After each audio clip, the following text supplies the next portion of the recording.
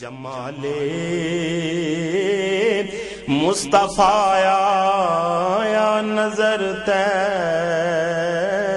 باقی گلیوں. بسم اللہ الرحمن الرحیم.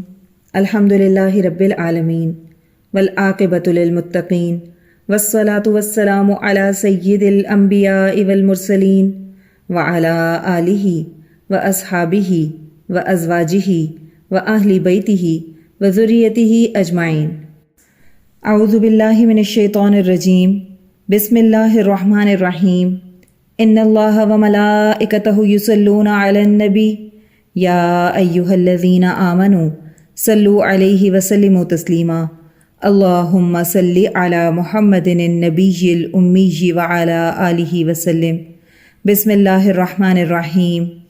رب اشرح لی صدری ویسر لی امری واحلل عقدۃ من لسانی یفقہوا قولی. بسم اللہ الرحمن الرحیم. وقل جاء الحق وزہق الباطل ان الباطل کان زہوقا. آج ہم اپنے درس نمبر 83 کو پڑھیں گے اور اس میں سب سے پہلے ہے ماقبل سے ربط. آئیے آغاز کرتے ہیں. بسم اللہ الرحمن الرحیم. رسول اللہ صلی اللہ علیہ وآلہ وسلم کو جب دشمن کے لشکر کے آنے کی اطلاع ملی تو آپ صلی اللہ علیہ وآلہ وسلم نے صحابہ رضی اللہ عنہم سے مشورہ فرمایا. حضرت سلمان فارسی رضی اللہ تعالی عنہ کے مشورے کے مطابق خندق کھودی گئی. رسول اللہ صلی اللہ علیہ وآلہ وسلم خود بنفس نفیس خندق کھودنے میں صحابہ رضی اللہ عنہم کے ساتھ شریک تھے. خندق کی کھدائی کے دوران نبوت کی نشانیاں بھی ظاہر ہوئیں اور آپ صلی اللہ علیہ وآلہ وسلم کو دکھایا گیا کہ مسلمان ان شہروں کو فتح کریں گے. منافقین یہ سن کر مسلمانوں کا مذاق اڑانے لگے.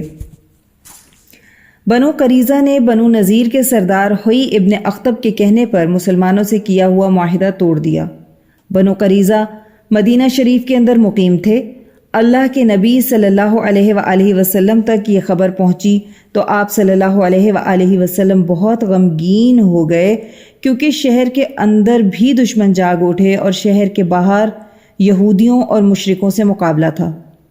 کہیں صحابہ رضی اللہ عنہم کے قدم پھسل نہ جائیں. ہر شخص مسلمانوں کے خون کا پیاسا تھا.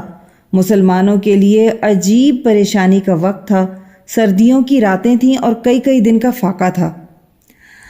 اللہ سبحانہ و تعالی نے اس صورتحال کو قرآن پاک میں یوں بیان فرمایا: اذ جاءکم من فوقکم ومن اسفل منکم واذ ذاغت الابصار وبلغت القلوب الحناجر وتظنون باللہ الظنون ہنالک ابتلی المؤمنون وزلزلوا زلزالا شدیدا.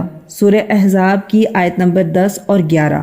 اور اس کا ترجمہ ہے: اور یاد کرو اس وقت کو جب دشمن تمہارے سر پر امنڈ آئے تھے، اوپر کی جانب سے بھی اور نیچے کی جانب سے بھی، اور آنکھیں کھلی کی کھلی رہ گئی تھیں اور تمہارے کلیجے حلق تک آ گئے تھے اور تم اللہ کے ساتھ طرح طرح کے گمان کرنے لگے تھے کہ مدد کب آئے گی.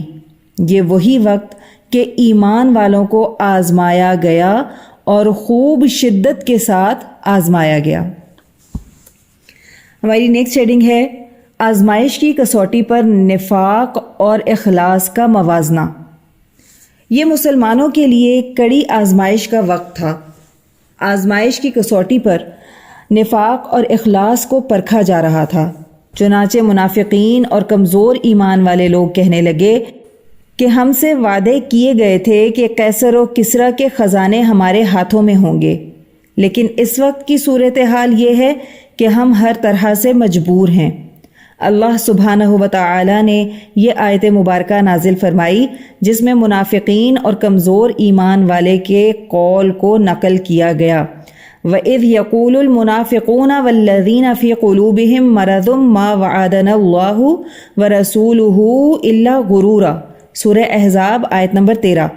اور اس کا ترجمہ ہے: اور جب کہ منافقین اور وہ لوگ جن کا ایمان کمزور تھا کہہ رہے تھے کہ ہم سے اللہ نے اور اس کے رسول صلی اللہ علیہ وآلہ وسلم نے محض دھوکے کا وعدہ کیا ہے. یقولون انا بیوتنا عورہ وما ہی بعورۃ ان یریدون الا فرارا، سورہ احزاب آیت نمبر 13۔ اور منافقین کہنے لگے کہ ہمارے گھر غیر محفوظ ہیں، یعنی گھروں کی دیواریں چھوٹی ہیں، اس لیے ہمیں عورتوں اور بچوں کی حفاظت کے لیے جانا ضروری ہے، حالانکہ ان کے گھر غیر محفوظ نہیں ہیں، وہ محض فرار اختیار کرنا چاہتے ہیں۔ اور مخلص مسلمانوں کی حالت یہ تھی کہ وَلَمَّا رَأَى الْمُؤْمِنُونَ الْأَحْزَابَ قَالُوا هَذَا مَا وَعَدَنَا اللَّهُ وَرَسُولُهُ وَصَدَقَ اللَّهُ وَرَسُولُهُ وَمَا زَادَهُمْ إِلَّا إِيمَانًا وَتَسْلِيمًا، سورہ احزاب آیت نمبر 22۔ اور اہل ایمان نے جب دشمنوں کا لشکر دیکھا تو بے ساختہ کہنے لگے کہ یہ وہی آزمائش کی کسوٹی ہے جس کا اللہ اور اس کے رسول نے ہم سے وعدہ کیا ہے، اور اللہ اور اس کے رسول نے سچ کہا ہے، اور اس بات سے ان کے ایمان و یقین میں مزید اضافہ ہو گیا۔ رسول اللہ صلی اللہ علیہ وآلہ وسلم کا بنو فزارہ اور بنو مرہ سے معاہدے کے لیے قصد فرمانا۔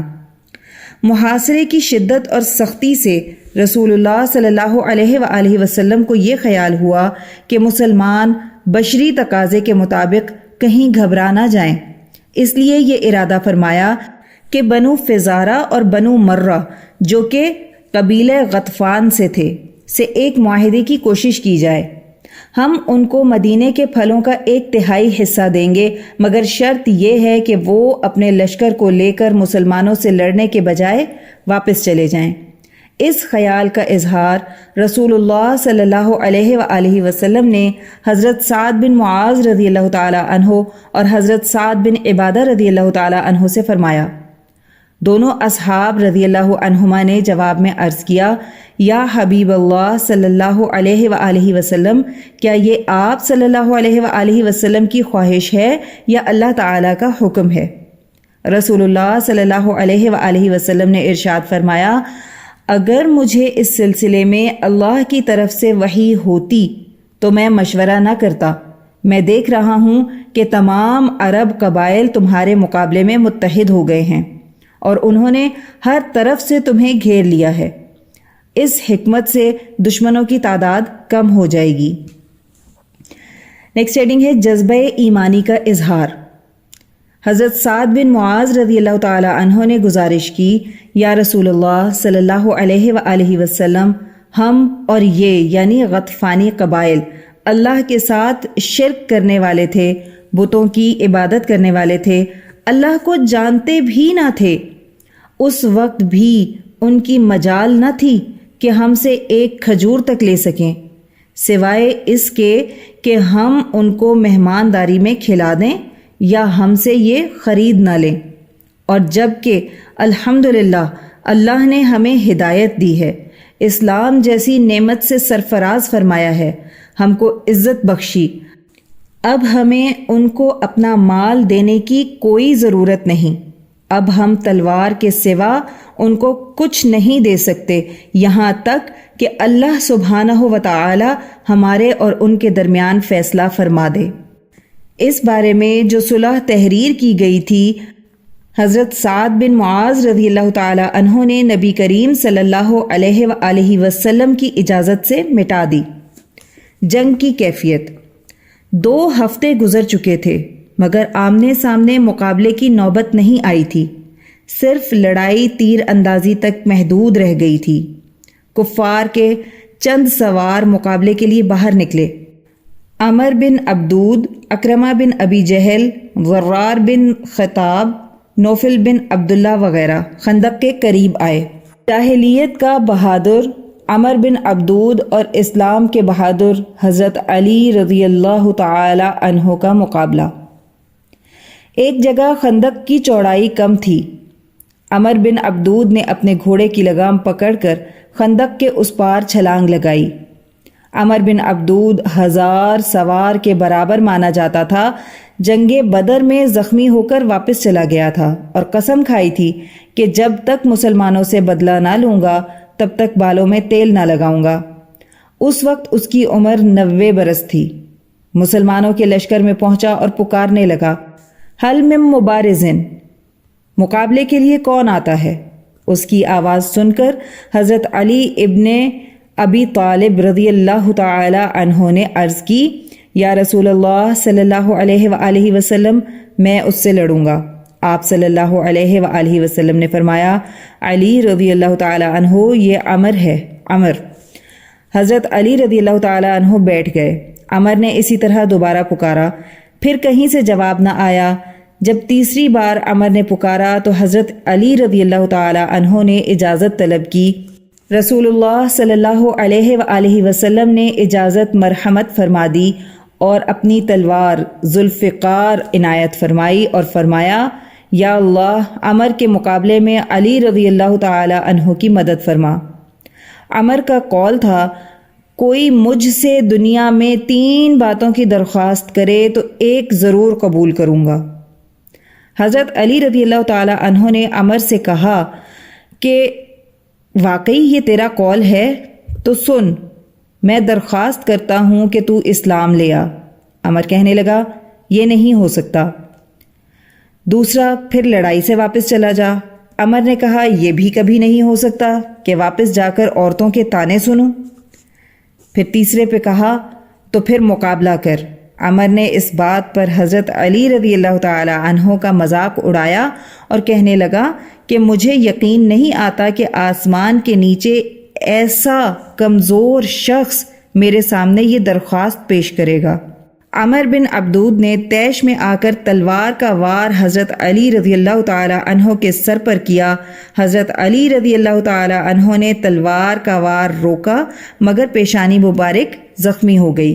حضرت علی رضی اللہ تعالی عنہ کو ذوالقرنین بھی کہتے ہیں، جس کی وجہ یہ تھی کہ آپ کی پیشانی پر 2 زخموں کے نشان تھے، ایک عمر بن عبدود کے ہاتھ کا اور دوسرا ابن ملجم کا۔ عمر بن عبدود اپنے گھوڑے سے اترا، دونوں مقابلے کے لیے آگے بڑھے، غبار اڑا۔ حضرت علی رضی اللہ تعالی عنہ نے تلوار کا اس زور سے وار کیا کہ تلوار عمر کا شانہ کاٹتی ہوئی نیچے اتر آئی اور وہ گر گیا۔ حضرت علی رضی اللہ تعالی عنہ نے اللہ اکبر کا نعرہ لگایا۔ مسلمانوں کو معلوم ہو گیا کہ اللہ سبحانہ و تعالی نے حضرت علی رضی اللہ تعالی عنہ کو فتح عطا فرمائی ہے۔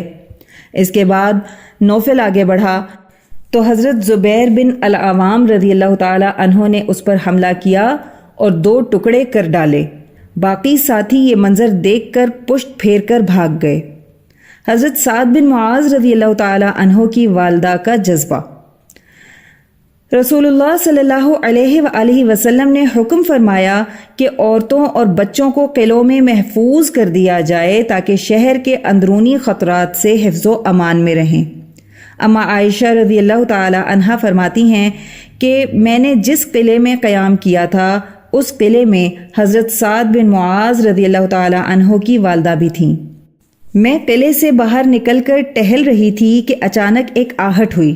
پیچھے مڑ کر دیکھا تو حضرت سعد بن معاذ رضی اللہ تعالی عنہ ہاتھ میں جنگی سامان لیے تیزی سے جا رہے تھے۔